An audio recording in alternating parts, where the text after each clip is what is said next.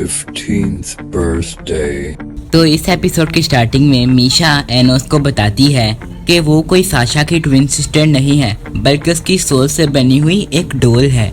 जिसे सुनकर एनोस समझ जाता है कि ये सब क्या कराया आइविस का है। दरअसल उसने एक स्पेल की मदद से साशा के सोल के 2 टुकड़े किए थे, जिसके दूसरे टुकड़े को आज हम मीशा के नाम से जानते हैं। और यहाँ पर हमें ये भी पता चलता है कि साशा के बर्थडे वाले दिन यानी कि आज रात को मीशा पूरी तरह से गायब होकर साशा में समा जाएगी, जिससे साशा की पावर मीशा की नॉलेज की वजह से कई गुना ज्यादा बढ़ जाएगी, जिससे डीमन रेस और भी ज्यादा स्ट्रॉन्ग हो जाएगी। और आइविस भी यही चाहता था। आगे मीशा बोलती है कि उसे साशा में समा जाने का कोई भी दुख नहीं है। वो तो मुझे पहले से ही पता था कि ये सब कुछ होने वाला है। दुख तो मुझे इस बात का है कि मैं ये 15 साल अच्छी तरह से जीना चाहती थी, लेकिन मीशा नेक्रोन वो तो लोगों के लिए एग्जिस्ट ही नहीं करती। वो तो खाली बस एक डोल है। मैंने अपनी जिंदगी का काफी टाइम अकेले ही गुजारा है। उसके बाद फिर तुम आए और ये तो मेरे लिए एक मिरेकल है। एनोस, अगर तुम मेरे दोस्त नहीं बनते, इतने में तो एनोस उसे खींचकर गले लगा लेता है। चुप करो मीशा, तुम ये कैसी बहकी बहकी बातें कर रही हो। अच्छा तुम मुझे ये बताओ कि मैं तुम्हारी कोई विश पूरी कर सकता हूँ? तो मीशा बोलती है मैं ये चाहती हूँ कि साशा मुझसे हेट ना करे। इसके जवाब में एनोस कहता है चलो ठीक है, लेकिन इसके लिए एक प्रॉमिस तुम्हें मुझे भी करना होगा कि तुम्हें पूरी तरह से बिलीव करना होगा कि तुम कल का सूरज जरूर देखोगी। जिस पर मीशा उसे प्रॉमिस करती है और फिर एनोस कहता है तो चलो अब साशा को रोकते हैं। दूसरी तरफ साशा वहाँ से बाहर जा ही रही थी कि तभी गेट बंद हो जाता है, जो कि एनोस ने ही किया था। आगे एनोस बोलता है हाय साशा, दरअसल मीशा तुमसे दोस्ती करना चाहती है, तो मैंने सोचा कि उसकी मदद कर दूं। जिसके जवाब में साशा एकदम गुस्से में और नफरत में बोलती है कितनी बेशरम लड़की हो तुम, क्या तुम्हें याद नहीं कि मैंने तुम्हारे साथ क्या क्या किया? मैं तुमसे नफरत करती हूँ। जिस पर मीशा बोलती है सच बताओ, क्या तुम सच में मुझसे हेट करती हो? जिसके जवाब में साशा कहती है कि मैं 2 सर्कल क्रिएट करूंगी और अगर एनोस उसके मैजिक को कंट्रोल कर लेगा तो मैं तुम्हें जवाब दे दूंगी, लेकिन अगर एनोस उस मैजिक को कंट्रोल नहीं कर पाया तो तुम्हें मेरी हर बात माननी होगी। एनोस को ये शर्त मंजूर थी और एनोस काफी आसानी से मैजिक को कंट्रोल कर भी लेता है। और अब साशा के जवाब देने का वक्त था। मीशा, जल्द ही तुम गायब होने वाली हो और अंत में मैं ही बचूंगी। पर उस वक्त जब मैं डिमोनी का इस पर कंट्रोल नहीं कर पाती थी, उस वक्त तुम ही तो थी जो मुझसे आंखों में आंखें डालकर बात करती थी। उसी से मुझे कॉन्फिडेंस आया, जिससे मैं दुनिया को फेस कर सकी, नए नए दोस्त बना पाई। लेकिन तुमने तो पूरी जिंदगी अकेले निकाली है। तुम कहती थी ना कि यही तुम्हारी किस्मत है, पर मुझे ये मंजूर नहीं था। मैंने खूब रिसर्च की कि कोई तो मैजिक होगा जिससे तुमको बचाया जा सके, और मुझे रास्ता मिल गया। मैंने अपनी जिंदगी मजे से जी ली है मीशा, अब तुम्हारी बारी है। मैं अपनी सोल तुम्हारे अंदर ट्रांसफर कर दूंगी, बस तुम्हें मुझे रिजेक्ट करना है और तभी वो मैजिक एक्टिवेट हो पाएगा। तुम चिंता मत करो, मैंने तुम्हें इतना हेट दिया है कि मुझे रिजेक्ट करना तुम्हारे लिए आसान होगा। लेकिन जैसे ही साशा वो मैजिक एक्टिवेट करती है, वो मैजिक एक्टिवेट होता ही नहीं है, क्योंकि मीशा ने उसे रिजेक्ट किया ही नहीं था। दरअसल शुरू से ही मीशा साशा की आंखों में सच्चाई देख लेती थी कि वो उससे कितना प्यार करती है, और इसी वजह से वो उसे कभी हेट नहीं कर पाई और ना ही उसे रिजेक्ट कर पाई। साशा बोलती है नहीं, मैंने शुरू से तुम्हारे साथ बुरा बर्ताव किया है, तो तुम प्लीज मुझे रिजेक्ट कर दो। मैं तुम्हारे आगे हाथ जोड़ती हूँ, प्लीज मुझे रिजेक्ट कर दो, नहीं तो मैं तुम्हें नहीं बचा पाऊंगी। लेकिन मीशा बोलती है मैं तो रियल हूँ ही नहीं, तुम मुझे क्यों बचाना चाहती हो? मेरे लिए तुम रियल हो, प्लीज गायब मत होना मीशा। तभी एनोस बीच में आ जाता है।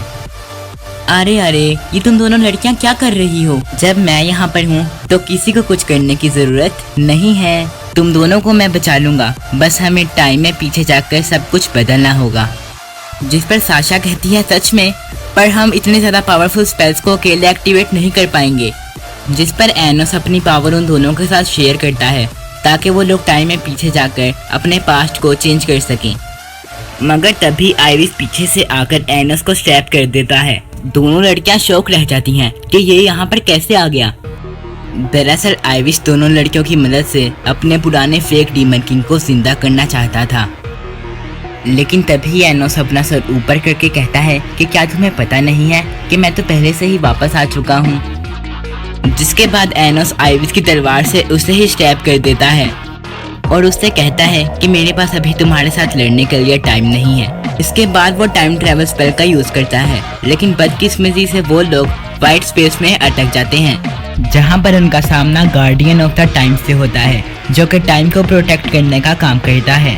आगे वो गार्डियन एनोस को टाइम से छेड़छाड़ करने के लिए मना करता है, लेकिन एनोस उसकी एक नहीं सुनता, इसलिए गार्डियन तुरंत आइविस को लेकर आता है।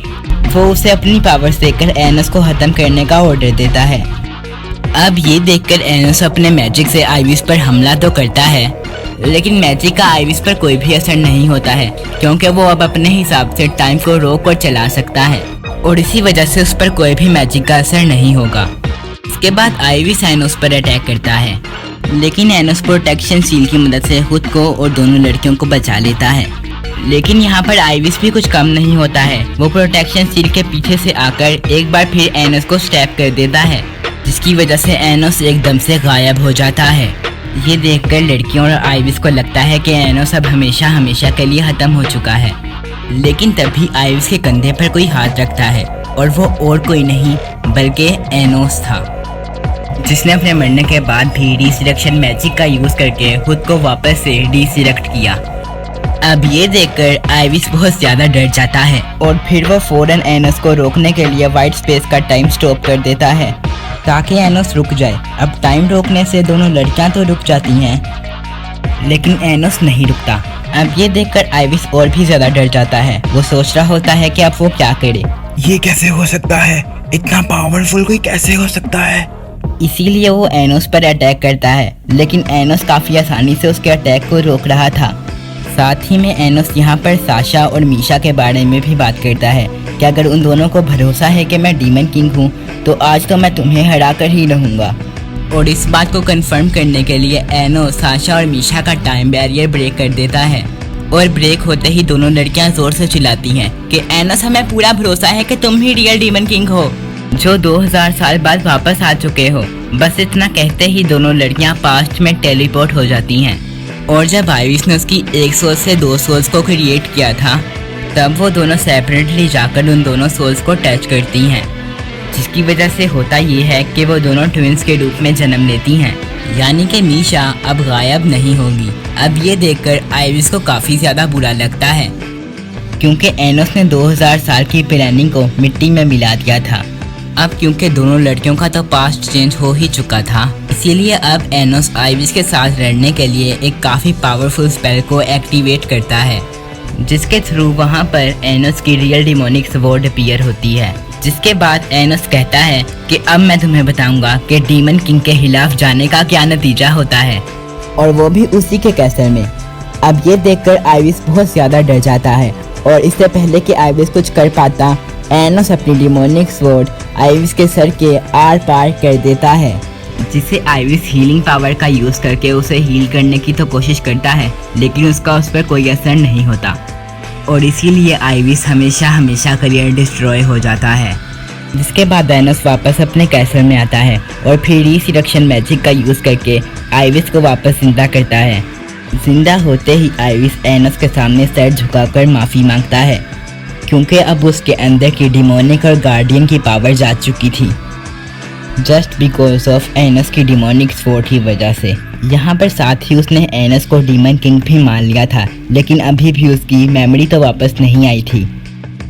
यहाँ पर एनोस उसके माइंड को स्कैन करने की तो कोशिश करता है, लेकिन उससे कुछ खास पता नहीं चल पाता। इसीलिए एनोस फेक डीमन किंग का पता लगाने के लिए आइविस को बाकी के 6 डीमन लॉर्ड्स का इन्वेस्टिगेट करने का कहता है। जिसके बाद साशा और मीशा भी टाइम ट्रैवल से वापस आते हैं, और वो लोग काफ़ी ज़्यादा खुश थे कि उन लोगों ने आखिरकार कर दिखाया, और अब तो मीशा कभी भी गायब नहीं होगी। साथ ही साशा यहाँ पर मीशा से माफ़ी भी मांगती है, क्योंकि साशा ने अब तक मीशा को काफ़ी भला बुरा कहा था। और फिर अंत में एनोस मीशा को वही रिंग पहनाता है जिसे मीशा ने ट्रेजर रूम में देखा था, और वो कहता है, हैप्पी बर्थडे मीशा, तुम्हारा नया जन्म हुआ है। इधर ये सब देखकर साशा का चेहरा थोड़ा लाल होने लगता है। अब पता नहीं ऐसा क्यों हो रहा है, पर हो तो रहा है। अब इसके बाद एनोस दोनों लड़कियों को अपने घर डिनर के लिए इनवाइट करता है, उसकी मोम के हाथ का खाना खाने के लिए, जिसमें दोनों लड़कियां हाँ में सर हिलाती हैं। और फिर इसी के साथ ये एपिसोड यहीं पर खत्म होता है।